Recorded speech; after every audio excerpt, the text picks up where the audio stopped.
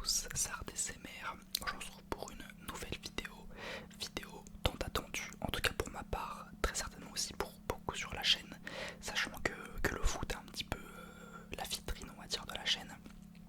C'est ma petite vidéo prédiction sur la Coupe du Monde.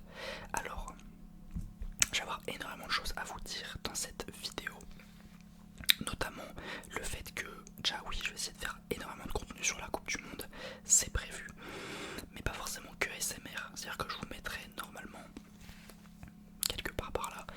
En gros, je vais essayer de faire genre des lives Twitch, TikTok, YouTube aussi du contenu, enfin vraiment essayer de faire beaucoup de contenu pour couvrir un peu la Coupe du Monde, essayer de profiter un peu de cette compétition et du fait que je suis en vacances pour essayer de me faire connaître, voilà.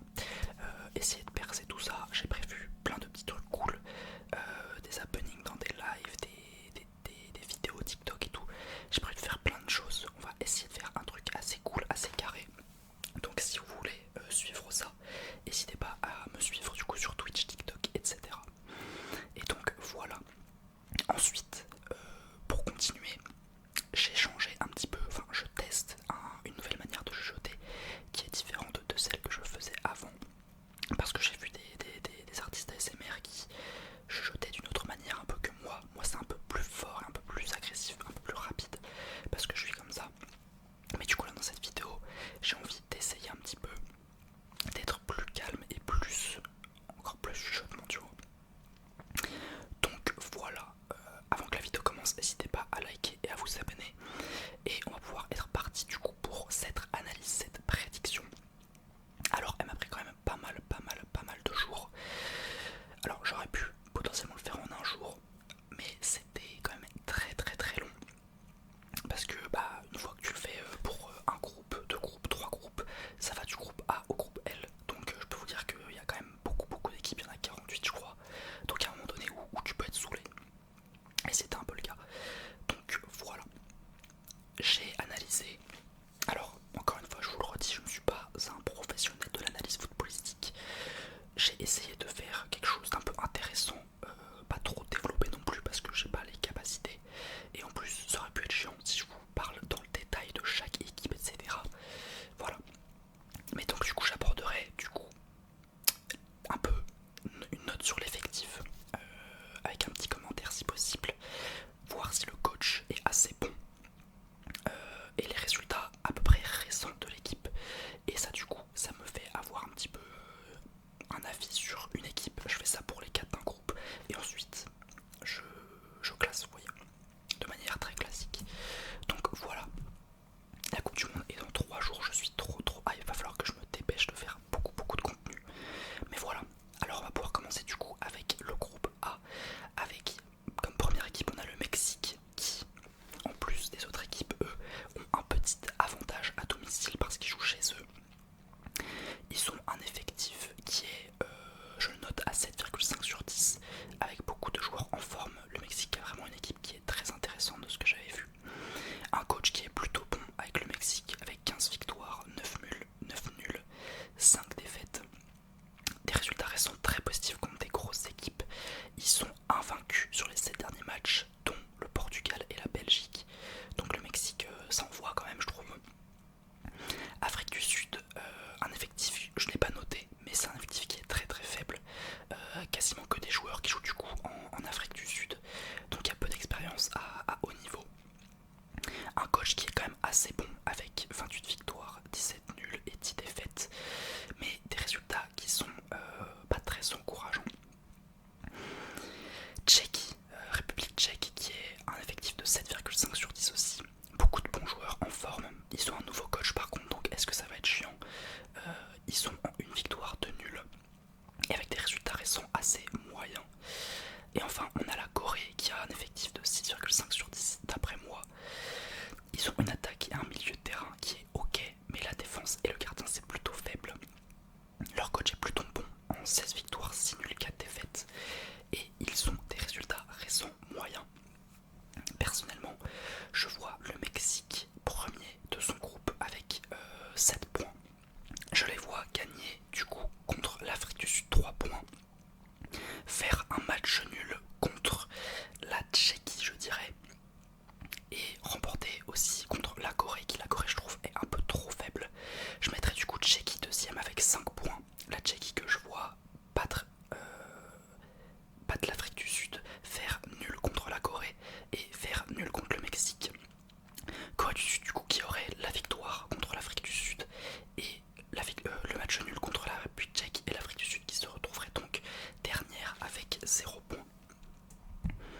Voilà pour ma prédiction du groupe A. On enchaîne maintenant avec le groupe B. Ça va être très très long les amis. Je ne sais pas combien de temps va durer cette vidéo, même au montage et tout. J'espère que je pourrai la poster aujourd'hui. Ça se trouve je devrais la poster demain ou un jour avant le début, ça va être chaud.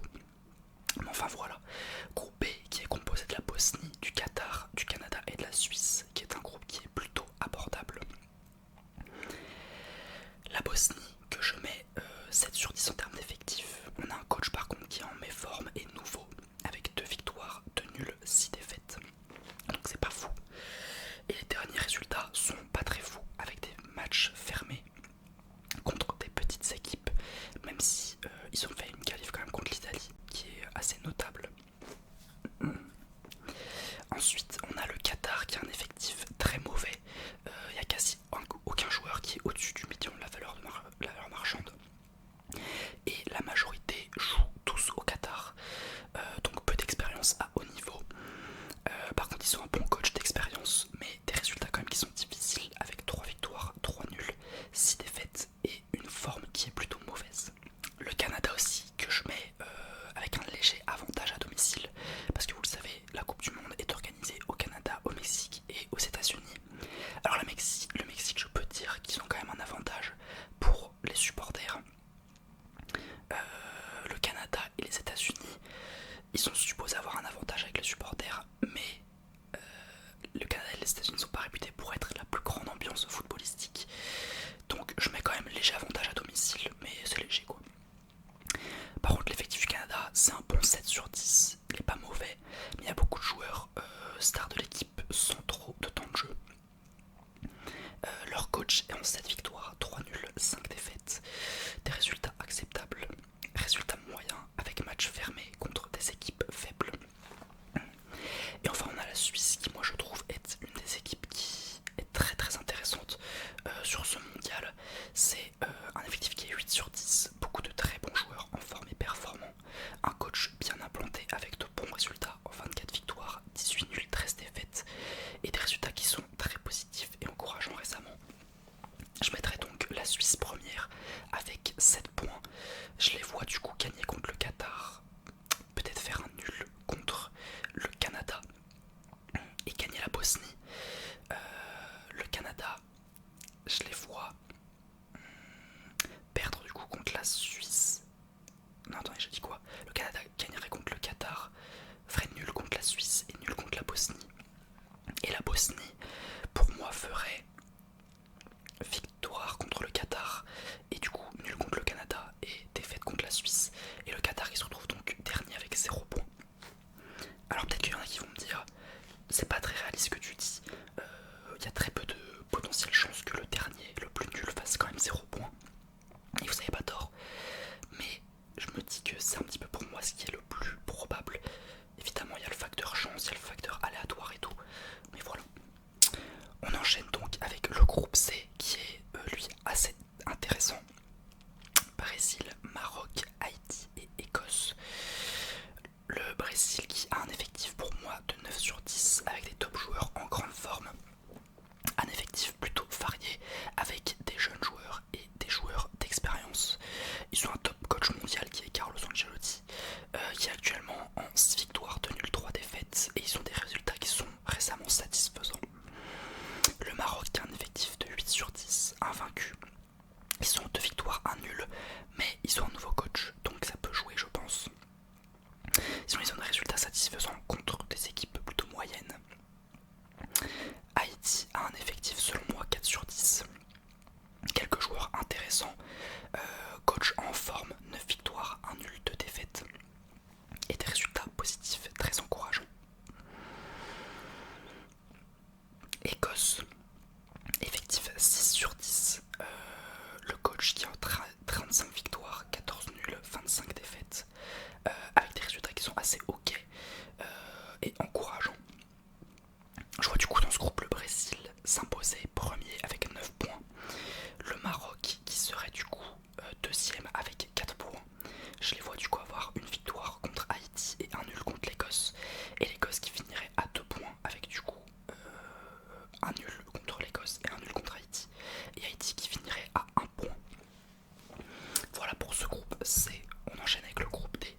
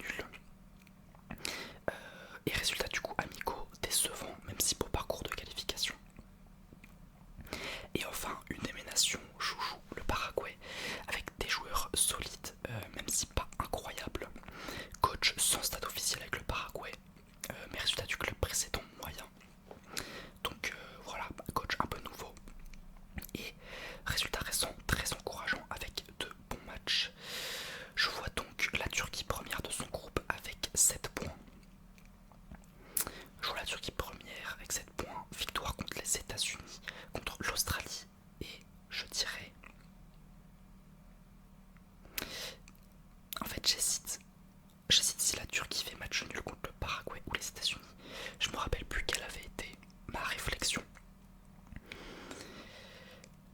On va dire que Turquie gagne contre l'Australie et fait match nul soit contre le Paraguay, soit contre les États-Unis. Le Paraguay du coup a 4 points, que je vois gagner contre l'Australie et faire nul du coup contre États-Unis ou Turquie. J'aurais peut-être plus dit contre les États-Unis. Ah bah non mais c'est ça. Attendez, je suis perdu dans mes calculs, là il y a un souci. Le Paraguay fait match nul contre les États-Unis et gagne contre l'Australie, pareil pour les États-Unis. Donc ouais non, il y a eu un souci dans mes calculs en termes de points. Mais du coup l'Australie ferait 2 points du nul et serait dernière. Et la Turquie, il y a eu un bug, mais en gros ça serait Turquie, Paraguay, États-Unis, Australie. Il y a eu un problème dans mes calculs.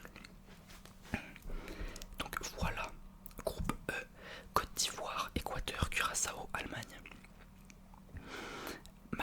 Groupe qui est quand même très très relevé quand même.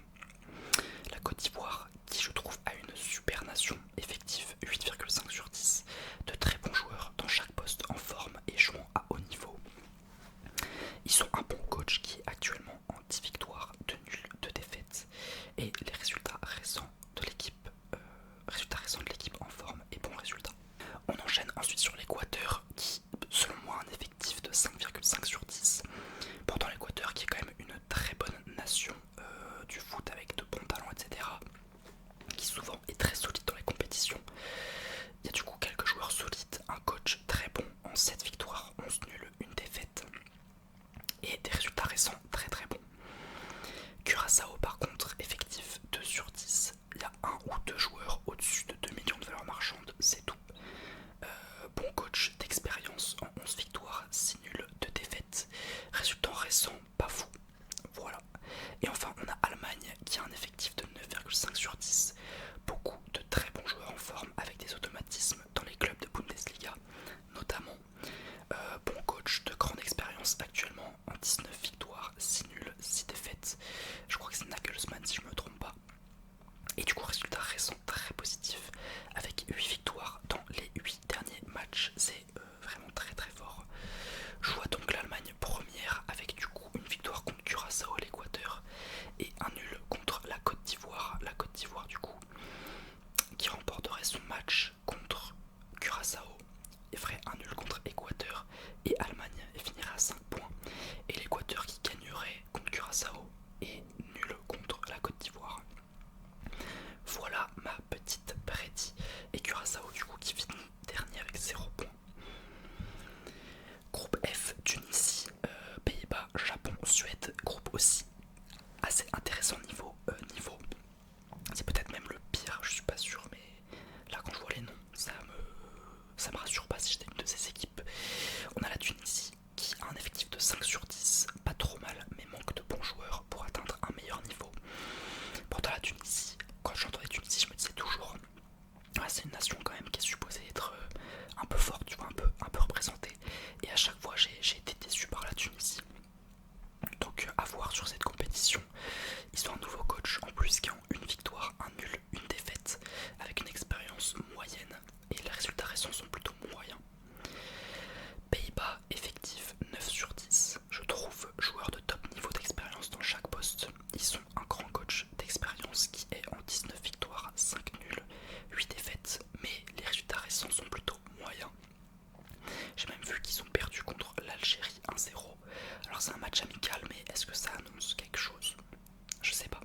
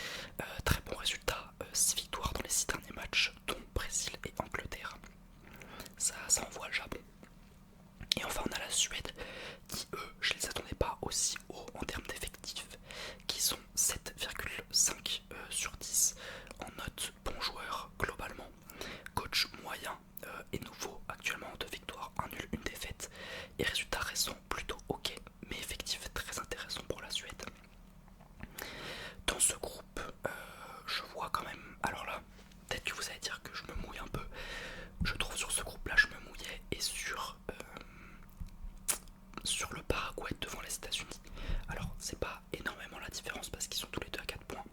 Mais Paraguay devant États-Unis, je trouve quand même que je me mouille un peu. Et là on va se mouiller un peu, on va mettre le Japon devant les Pays-Bas. Japon qui est en grande forme, Pays-Bas peut-être qui pour moi est un peu moins fort. Je vois le Japon faire du coup une victoire contre la Suède. Je vois le Japon gagner contre les Pays-Bas, gagner contre la Tunisie et faire nul contre la Suède. Je vois les Pays-Bas du coup gagner contre la Suède et la Tunisie finir à 6 points. La Suède, je les vois gagner contre la Tunisie et faire nul contre le Japon. Et la Tunisie du coup finirait à 0 points. Voilà, quand je dis Tunisie 0 points, ça me paraît quand même peu probable. Mais bon. Groupe G, on enchaîne avec Iran, Belgique, Égypte, Nouvelle-Zélande. Les gars, je suis tellement hype quand je vois les groupes et tout. Je vois des Iran, Égypte, Iran, Nouvelle-Zélande. J'ai envie de regarder ce match, tu vois. Ça me hype. Enfin bref, Iran, l'effectif, je le mets 3 sur 10. Peu de bons joueurs jouant à haut niveau. Coach plutôt bon en 30 victoires, 6 nuls, 6 défaites et résultats récents ok. Belgique, effectif 8,5 sur 10. Pas mal de bons joueurs par poste et d'expérience. Coach d'expérience du coup en 8 victoires, 4 nuls, 1 défaite. Et résultats récents positifs. La Belgique je crois qui est supposément en déclin, mais à voir comment ils vont jouer ce mondial. Ensuite Égypte avec un effectif de 4,5 sur 10, attaque forte mais déséquilibre par rapport au reste de l'équipe, notamment avec Marmouche et Salah, même si Salah est un peu en méforme. Je pense qu'en Égypte ça le fait quand même. Coach d'expérience moyenne en 20 victoires, 9 nuls, 3 défaites et résultats récents positifs et très encourageants. Excusez-moi les gars, je sais pas si ça va être dérangeant dans la vidéo, mais j'étais en train depuis tout à l'heure de parler avec comment on appelle ça, la sensibilité qui était plus faible. Là je l'ai remis au max, j'espère du coup que ça sera pas trop tâche dans la vidéo, mais je préfère le changer maintenant. Nouvelle-Zélande du coup on va y aller avec un effectif de 3 sur 10 pour moi. Peu de bons joueurs jouant à haut niveau. Coach habitué de la Nouvelle-Zélande mais pas en forme avec 12 victoires, 4 nuls, 13 défaites et résultats récents très mauvais. Sur ce groupe G je vois la Belgique première avec une victoire contre la Nouvelle-Zélande, victoire contre l'Iran et nul contre l'Égypte. L'Égypte du coup qui ferait nul contre la Belgique.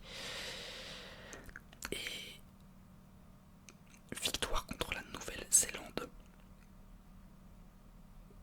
Et attendez parce que là il y a un souci dans mes calculs. Tac tac tac tac tac. L'Iran, comment je les mets à 4 points l'Iran? C'est bizarre hein, parce que la Nouvelle-Zélande je leur mets 0 points. L'Iran du coup qui ferait victoire contre la Nouvelle-Zélande et nul contre l'Iran. Il y a un souci encore là dans mes calculs. Mais du coup ça serait Belgique, Égypte, Iran, Nouvelle-Zélande.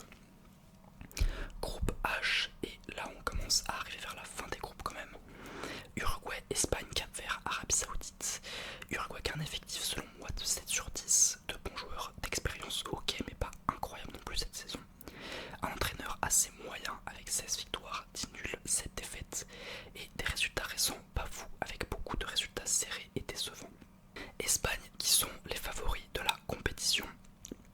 Je leur mets un effectif de 10 sur 10. Quand je l'ai vu j'étais vraiment choqué, mais en fait l'Espagne les gars c'est trop solide dans tous les postes. Ils ont les meilleurs joueurs du monde, ils sont talentueux, ils sont en forme, il y a des automatismes dans les clubs espagnols, notamment tout ce qui est Barça, Real, etc. Ils sont un grand coach de l'Espagne depuis des années, actuellement en 30 victoires, 3 nuls, 3 défaites. Les stats sont juste géantes et les matchs récents sont ok. Le Cap-Vert effectif de 3 sur 10, il n'y a quasi aucun joueur bon entre guillemets. Coach ok en 27 victoires, 14 nuls, 8 défaites et résultats récents très positifs avec de bons matchs. Arabie Saoudite, effectif 4 sur 10, l'Arabie Saoudite que je voyais plus forte, un peu au niveau du mondial dernier, même si je crois que même ce mondial c'était pas très fou. L'Arabie Saoudite je trouve quand même que c'est une nation que je mettrais un peu au niveau de la Tunisie, c'est-à-dire que je m'attends toujours à un truc quand même un minimum solide. À voir, mais là je vois un effectif de 4 sur 10, très peu de bons joueurs, la majorité joue en Arabie. Il n'y a pas de stats sur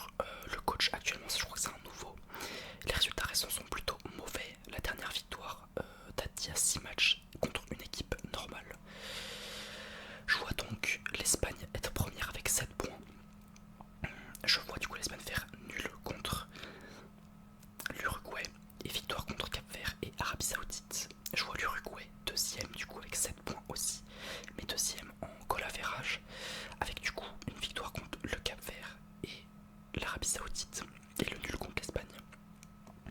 Et du coup je vois le Cap-Vert et l'Arabie avec seulement un nul qui se refont l'un contre l'autre. Ils auront fait l'un contre l'autre. Plus que 3 groupes avec le groupe I, le groupe de la France. On aurait donc France, Sénégal, Irak, Norvège. La France que je mets un effectif de 9,5 sur 10, joueurs très solides. Grand coach mondial d'expérience, Didier Deschamps évidemment. Ils sont actuellement en 104, il est actuellement en 114 victoires, 35 nuls, 28 défaites. Et résultat récent très positif. Même si, quand je l'ai fait ça, il n'y avait pas encore eu France-Côte d'Ivoire. On a regardé un peu France-Côte d'Ivoire et je trouve que c'est pas forcément très rassurant ce qu'on a vu, mais on va dire que c'est un match amical. Et voilà. On enchaîne donc avec Sénégal qui est en 8 sur 10 en termes d'effectifs selon moi. Des bons joueurs solides, un bon coach en 13 victoires, 3 nuls, 1 défaite. Et résultat récent pas fou. Irak, effectif 2 sur 10, très faible dans tous les postes, peu d'expérience à haut niveau. Nouveau coach sans expérience en sélection. Mais bon résultat récent contre les petites équipes. Enfin des petites équipes. Norvège, effectif 7 sur 10, très forte attaque et milieu intéressant. Bon coach actuellement en 17 victoires, 9 nuls, 9 défaites, mais résultat récent moyen. Je vois donc la France première. France première avec victoire contre le Sénégal et l'Irak et un nul contre la Norvège. La Norvège qui finirait donc deuxième avec 5 points. Invaincu du coup, qui ferait un nul contre la France, victoire contre Irak et nul contre le Sénégal. Et je vois le Sénégal troisième du coup avec 4 points, avec victoire contre Irak et nul contre la Norvège. Et l'Irak à 0. Là je me mouille un peu, je trouve, je mets quand même la Norvège devant le Sénégal. Même si bon, on le sait, la Norvège c'est pas des merdes, il y a quand même Haaland etc. Mais je vois ça comme ça et je pense que c'est pas le truc le plus logique de mettre ça quoi. Avant-dernier groupe, du coup le groupe K, constitué du Congo, de la Colombie, du Portugal et de l'Ouzbékistan.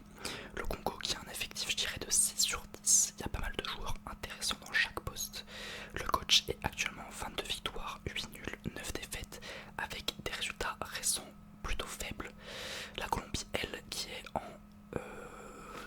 un effectif de 7,5 sur 10, un coach en 26 victoires, 11 nuls, 7 défaites, et le résultat récent est pas trop mal. Portugal, je mets 9 sur 10, grand joueur d'expérience, il y a beaucoup de joueurs qui sont à leur prime et les meilleurs à leur poste actuellement. Coach d'expérience, actuellement 26 victoires, 7 nuls, 5 défaites et résultats récents pas trop mal. Enfin, Ouzbékistan, 3 sur 10, quelques joueurs intéressants mais trop de joueurs faibles, slash jouant pas à haut niveau. Donc voilà, j'ai pas parlé des résultats récents de l'Ouzbékistan, j'ai dû oublier malheureusement. C'est dommage. Mais du coup je vois le Portugal faire 9 points dans son groupe. La Colombie gagner contre l'Ouzbékistan et le Congo et faire 6 points. Et Congo-Ouzbékistan du coup qui ferait match nul l'un contre l'autre. Voilà mes prédictions du groupe K. Et enfin le groupe L, on aurait l'Angleterre qui est selon moi 9 sur 10. Très bon joueur d'expérience dans beaucoup de postes. On a notamment Harry Kane qui est très très fort.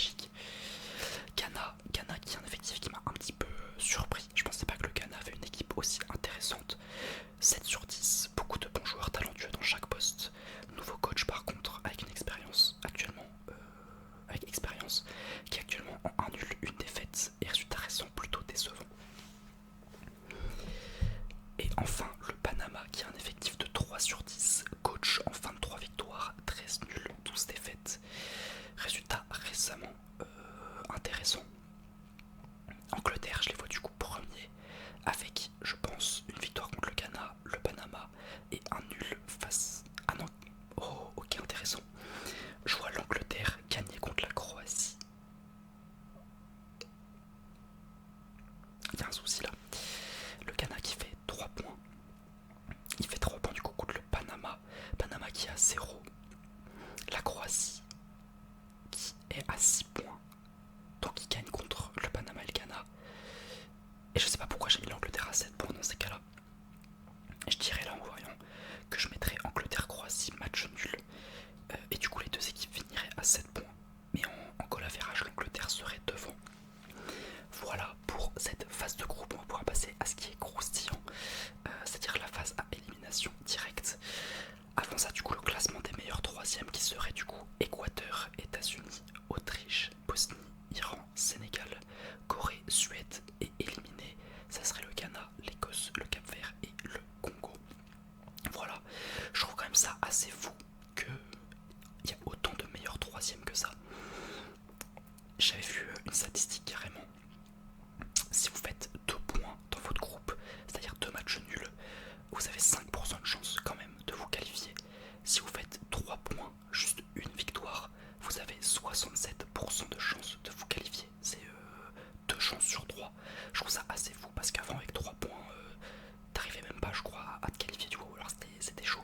Là il y a tellement d'équipes maintenant que c'est possible de faire ça, donc je trouve ça assez fou quand même. On passe donc à la phase à élimination directe. Je vais vous développer du coup mes choix. On aurait du coup en 6ème de finale Portugal-Sénégal. On a donc Portugal-Sénégal. Je ne vois pas le Portugal honnêtement perdre sur un match à élimination directe contre le Sénégal en 16ème. Le Sénégal qui a une bonne équipe, mais je vois quand même le Portugal passer, surtout que c'est la dernière de Cristiano, ça serait vraiment décevant de partir aussitôt. Et je crois que d'après mon analyse, le Sénégal c'était pas normalement très fou non plus récemment. Donc je pense que le Portugal passe. Suisse-Iran, je trouve que la Suisse a largement un meilleur effectif que l'Iran. Paraguay-Égypte, là je me mouille un petit peu et je mets personnellement le Paraguay.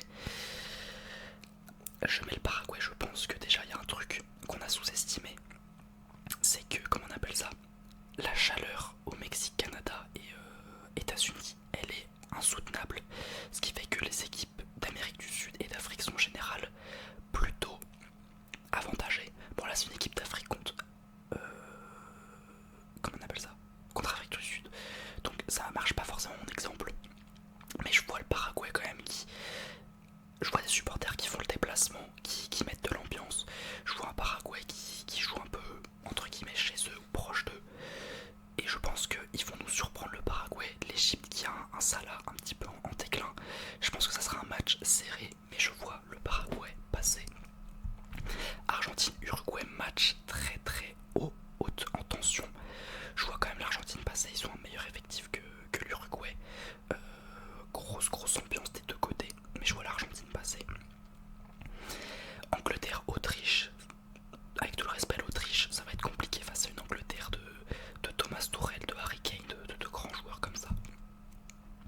Mexique-Équateur, je vois quand même le Mexique passer, ils sont meilleurs actuellement en résultat, en effectif. L'Équateur je les vois un peu en dessous, et je vois le Mexique du coup devant ses supporters aller assez loin quand même dans cette compétition. Côte d'Ivoire-Norvège, match aussi très intéressant. Je pense que la Côte d'Ivoire gagne parce que elle est plus homogène en termes de niveau face à la Norvège, qui a certes quelques bons joueurs etc, mais la Côte d'Ivoire c'est plus une équipe, et je pense que la Côte d'Ivoire sort la Norvège.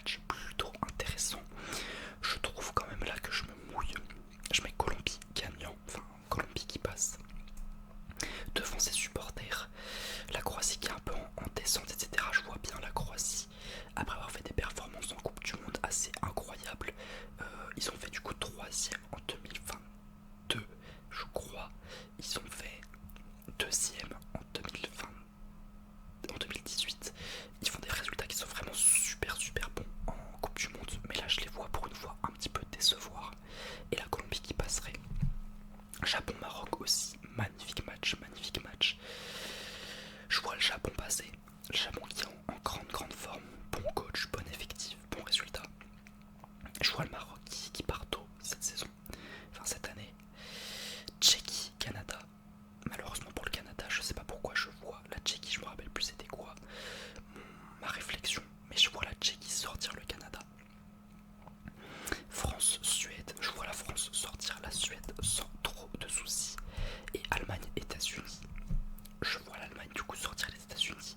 Et les États-Unis, je les vois genre faire un drama ou un truc comme ça en mode vu qu'ils sortent en 16ème, ils sont énervés et tout. Je sais pas, je vois un drama en vrai. Je vois un drama qui explose. On enchaîne du coup avec les huitièmes de finale. Huitième du coup on aurait Portugal-Suisse. Match aussi très intéressant, je pense que ça va être un match serré. Mais le Portugal avec leur talent etc, je les vois pas perdre non plus. Dommage pour la Suisse qui avait quelque chose de vraiment très intéressant à faire vu leur effectif. Argentine-Paraguay, je vois une victoire, je vois 3-1 de l'Argentine. Mais le Paraguay qui aura quand même pas démérité. Angleterre-Mexique, là je vois le Mexique malheureusement s'arrêter face à l'Angleterre et encore parce que j'aurais même bien vu le Mexique genre sortir l'Angleterre au tir au but tu vois. Mais je me dis quand même, on va pas déconner, même si cette équipe du Mexique est très intéressante, je vois quand même l'Angleterre normalement s'imposer. Brésil-Côte d'Ivoire, match aussi très intéressant je pense, match serré. Brésil-Côte d'Ivoire aussi, match très intéressant, match serré. Entre ces deux équipes, je vois quand même normalement le Brésil passer parce qu'en termes d'effectifs, de coach, etc., ils sont censés être meilleurs. Mais je pense que la Côte d'Ivoire va mettre en difficulté le Brésil. Là, je me mouille un petit peu aussi, je trouve. Turquie-Belgique, je mettrais Turquie gagnant. La Turquie qui sortirait la Belgique. Je le vois bien, avec une Belgique qui galère un petit peu jusqu'à ses huitièmes qui craque complètement contre la Turquie. Colombie-Espagne, je pense que c'est un match assez intéressant. L'Espagne qui sera mise en difficulté par la Colombie, mais qui va quand même passer. Tchéquie-Japon, le Japon qui est meilleur que la Tchéquie. France-Allemagne, je pense que la France gagne, on se venge de l'Euro 2024, je crois, où l'Allemagne nous avait sorti si je me trompe pas. Donc je vois là cette fois-ci la France se venger face à l'Allemagne. Voilà, et on enchaîne du coup avec ces quarts de finale. Et là on a un quart de finale légendaire. Portugal-Argentine. Quand on entend cette quart de finale, tu te dis qui est-ce qui peut bien gagner, tu vois. Personnellement, je trouve que l'Argentine en termes d'effectifs est moins bon que le Portugal. Je vois quand même le Portugal du coup gagner et passer. Est-ce que c'est parce que je suis fan de Ronaldo peut-être, mais je me dis c'est sa dernière de CR7. Je pense quand même qu'il devrait potentiellement passer devant cette Argentine. Ensuite on aurait un quart de finale Brésil-Angleterre. Brésil-Angleterre, je vois du coup l'Angleterre passer face au Brésil.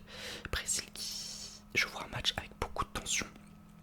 Et je vois les Brésiliens, je les vois bien, vous savez, s'énerver un peu. Tout ce qui est Vinicius, Rafinha, tout ça. Prendre des jaunes bêtement, s'énerver, jouer un peu à l'ego. Et je les vois un petit peu galérer contre l'Angleterre, se craquer et avoir le seum de pas offrir une coupe du monde à Neymar, de pas aller plus loin. Donc je vois quand même l'Angleterre passer. Espagne-Turquie, désolé la Turquie, mais je vois l'Espagne quand même gagner. Mais attention à la Turquie pour l'Espagne.